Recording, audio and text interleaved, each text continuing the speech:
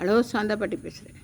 இப்போ தீவிரவாதிகள் நம்ம மந்திரி எல்லாரையும் மக்களையெல்லாம் சிறைப்பிடிக்கிறாங்கல்ல விஷயம் சாதிக்கிறது.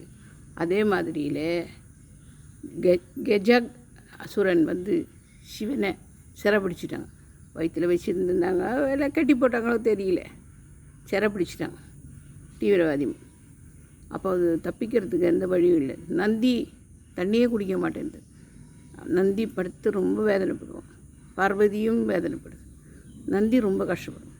அப்போ நாரதன் போய் விஷ்ணுகிட்ட சொல்லும்.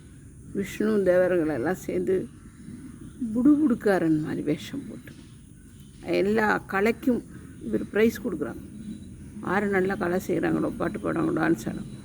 அப்போ அந்த மாடு பூமாடு வருது இல்லை நம்மளுக்கு, அதிலிருந்து தான் அந்த பூமாடு வந்தது. பூமாடு இந்த கெஜாக ராட்சசன்கிட்ட ஆடுவாங்க. ஆடி ரொம்ப நல்லா இருக்குது, ரொம்ப நல்லா ஆடுறீங்க, சூப்பராக இருக்குது, தோற்றவங்களாம் அடிக்கும் செய்கிறாங்க.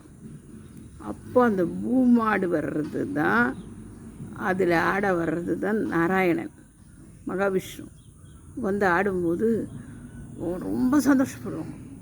உங்களுக்கு என்ன வேணும்னு கேட்போம். அப்போ கெஜ இந்த ராட்சசன் அப்போ நாரதன் சொல்லுவான், வாக்கு கொடுத்தா அதுபடி இருக்கணும், நான் வாக்கை தவற மாட்டேன், உங்களுக்கு என்ன வேணும்னா எங்களுக்கு சிவனை விட்டு கிடைக்கணும் அப்படின்னு சொல்லுவோம். அப்போ தான் கொடுத்த வாக்காச்சே. அப்போ சிவனை கொடுத்துருவாங்க. அதான் இப்போ பிடிக்கிறாங்களா, சிறை பிடிக்கிற மாதிரி. அது கொடுத்த உடனே அந்த கஜாக அசுரன் சத்துருவான்.